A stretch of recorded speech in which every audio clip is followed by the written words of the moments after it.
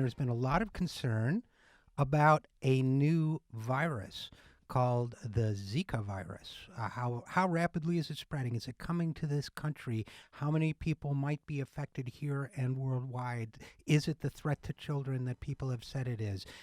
Here to discuss some of those issues with us now, and at least let us know how many of those questions can be answered at this moment, is Dina Maron. Dina is the health and medicine editor at Scientific American. She's been covering this story. She has written for a number of leading publications, too numerous to list. Her Newsweek articles have received awards from the National Alliance on Mental Illness and the National Association of Drug Court Professionals. And she joins us now. Dina, thanks for coming on the program. Thanks. So you've been covering this virus. You've written several pieces on it for Scientific American. First of all, what do we know about its effects? Where is it most prevalent right now, and what's the state of knowledge about the Zika virus? Sure. So the Zika virus is a mosquito-borne illness that until recently was considered relatively minor. Although it was discovered in 1947, there were just cases in Asia and Africa, just a handful of cases that were documented. And that all changed relatively recently. In 2007, there was a large outbreak in Micronesia that affected the archipelago of Yap. 70% of the population had it. And then it sort of fell off our radar again until May 2015, when Brazil had an explosion of cases. And since then, it's spread across the Americas, to some extent, Mexico and Colombia. And earlier this week, the World Health Organization said that we can expect cases everywhere in the Americas except in Canada and continental Chile. And that's because the two kinds of mosquitoes that can transmit the virus are in all of those areas. But Zika virus itself isn't really that concerning in that it's relatively mild. It causes flu-like symptoms, including an achy body, flu, rash, conjunctivitis. And most people actually who contract Zika virus don't have any symptoms at all. The reason that it's showing up in the news so much now is that it's been linked, not conclusively, but it's been linked with two other conditions that are of great concern. One, of course, is this birth defect called microcephaly. That's when a baby's born with an abnormally small head and often underlying brain damage as well. And the other condition that Zika virus has been linked with is something called Guillain-Barré syndrome. It's an autoimmune disease that can cause paralysis. So both those conditions, very serious and potentially life-altering, and that's why we're talking about it. And Guillain-Barré syndrome, I used to know this, but is that a permanent condition, or is that one that disables people for a period of time and then recedes? Well, it can cause, if it shows paralysis, it has a whole spectrum. If it causes paralysis, that paralysis, from my understanding, and I'm not a clinician, but my understanding is that would be permanent. So it's very serious. So there have been reports that Zika virus may be connected to both these conditions. Presumably, are we talking about Guillain-Barré syndrome in adults as well as this birth defect for newborns? Yes, when we're talking about the autoimmune disease, we're primarily talking about adults who've had this disease and then go on to develop this autoimmune disease. We haven't looked very closely at children who've developed Zika virus and those later after effects. Again, it's only been something that researchers have really started looking at in the last year, so we don't have that much information. Zika virus does not have any vaccine and does not have any specific treatments. And so that's something that researchers are really talking about spurring into development right now. In fact, President Obama earlier this week met with top public health officials and national security experts to say, hey, we really need to speed up our work in this arena.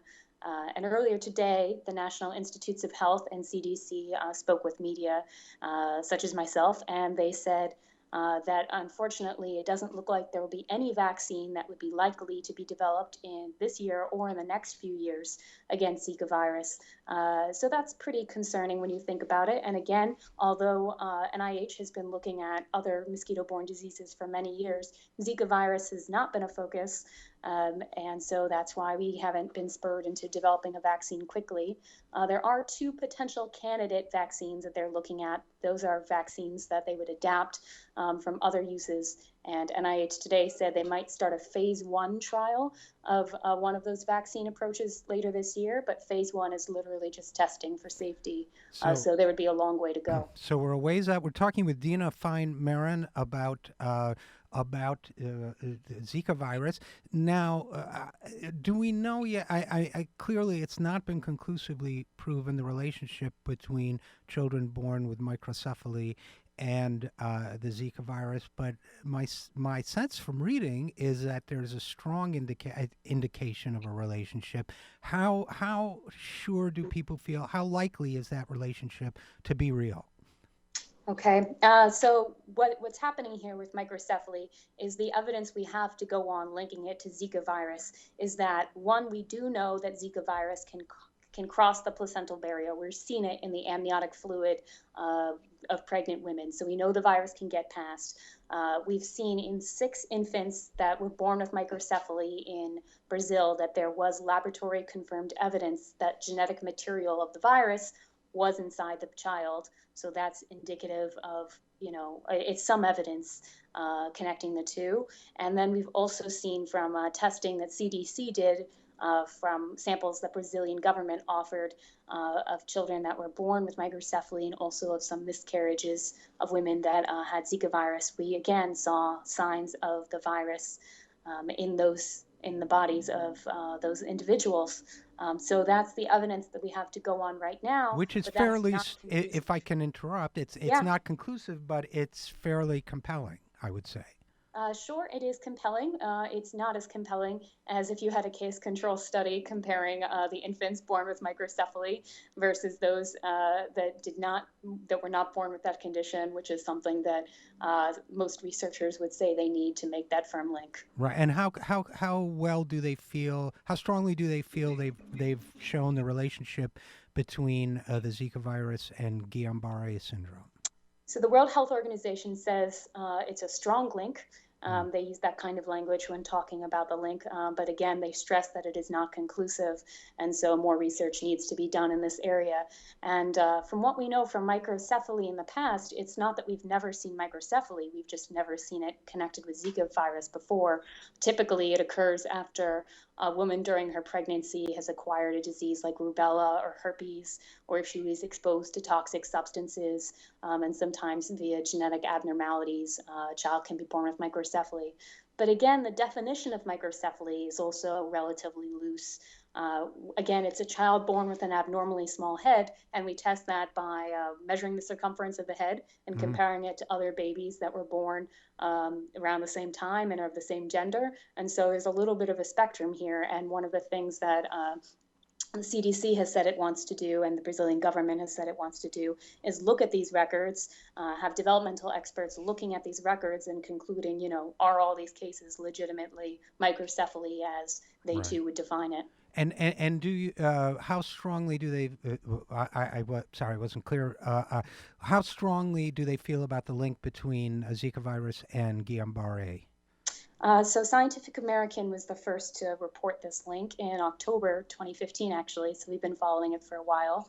Scientificamerican.com had to put the plug in. So what they've seen is they've seen this uptick in Guillain-Barré in communities that had Zika virus in French Polynesia.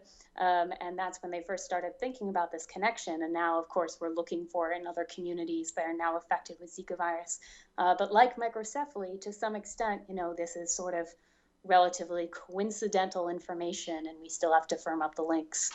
Right, understood. Circumstantial at this point, but we're talking with Dina Maron about the Zika virus. So, how many people do they have a sense at all? In currently, most of the cases are in South and Central America. Do we know how many cases? Well, I guess it's tough because it was not considered a serious disease. In many cases, it wasn't even tracked. But do they know of how many cases have resulted in complications or potentially have resulted in complications? Let me put it that way, in Central and South America? So they don't really have an answer to that. Researchers have said, and CDC has said, that Zika virus rarely results in death. Again, it's a pretty mild disease, but Mm. there've only been about 20, less than 20 actually, documented cases in the peer-reviewed literature of Zika virus before 2007, that outbreak in Micronesia. So that really tells you how little information we have. And again, scientists say that most people that develop Zika virus don't develop symptoms. So again, it's making it sort of hard to track. Right, and when you look at, I mean, I know I believe you yourself quoted some statistics about reported cases of microcephaly soaring, but then again, you know what scientists would normally tell us, I believe, is that we have to separate out the signal from the noise in a situation like that to be sure. It may be that people are reporting more cases. There's so many variables, certain subjectivity. Maybe the public awareness is changing that number more than it. So they need more hard data. Let me ask you this, Dina Fine-Maron. I think most American audiences, in reading about this, hearing about this, one of the questions they're going to ask themselves is, how worried should we be about this? Now, you've mentioned that World Health Organization expects a rise in cases in this country as well as other parts of the hemisphere. So, how worried should people be? Good question. So, if you are a pregnant woman and you are traveling somewhere where there's active Zika virus transmission, you should be worried. You should take CDC's warning very seriously. CDC's put out a warning saying that women who are pregnant or who are trying to get pregnant shouldn't travel to more than 20 countries that have active Zika virus transmission, nor should they go to Puerto Rico or the U.S. Virgin Islands. So those women should be concerned. As for the rest of us who are at home, CDC has said we shouldn't be that concerned because although we are expecting some local transmission of Zika virus going forward, because we do have the mosquitoes that are capable of transmitting it, there haven't been any cases of local transmission so far. And we have, as sort of our past experience, two other mosquito-borne diseases, dengue and chikungunya, both passed on by the same mosquitoes and are both here in the United States. They have only had tiny outbreaks where there are clusters of diseases, primarily on the Gulf Coast in Florida and Texas, and then also in Hawaii with one of those diseases. And so, again, there weren't large outbreaks, even though it was biologically capable of happening. So CDC is just expecting small clusters of disease here. There are steps you can take if you're concerned about Zika virus or any other mosquito-borne disease. You should try to limit standing water in your yard, so overturned buckets, things like that. If you're going on vacation to one of those areas where the warning is in place, you should wear long sleeves and long pants and wear bug spray with DEET or other approved substances to try to keep yourself from getting bit in the first place. But for those of us who are at home, CDC today said the average individual doesn't need to spend too much time worrying about this. Well, that is that is very interesting. Is there anything? My producer tells me there's evidence it may be transmitted in other ways, including potentially sexually. Is that true? There was one instance documented in 2008 where an individual contracted Zika virus the old fashioned way, mosquito bite, and then he apparently passed it on via sexual transmission to his wife, who was not in the region where he was bit. So that's why they think she contracted it via sexual transmission. But so far, CDC and WHO has really stressed that our control efforts should be focused around mosquitoes right now, and that is the only evidence of someone who has contracted Zika virus in any way other than a mosquito bite. Interesting. All right. Well, I know you guys will stay on this subject. I know that you will continue to write about this at scientificamerican.com. I got your plug-in again for you. So, Dina Fine-Maron, health and medicine editor at Scientific American, thanks so much for coming on the program and talking about this. Thanks for having me. We will be right back after this. I'm Richard RJ Eskow, and this is the Zero Hour.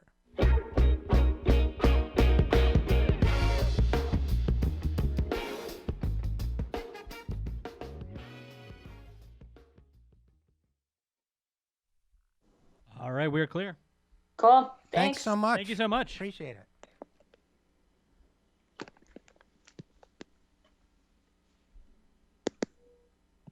I would hang up. There we go.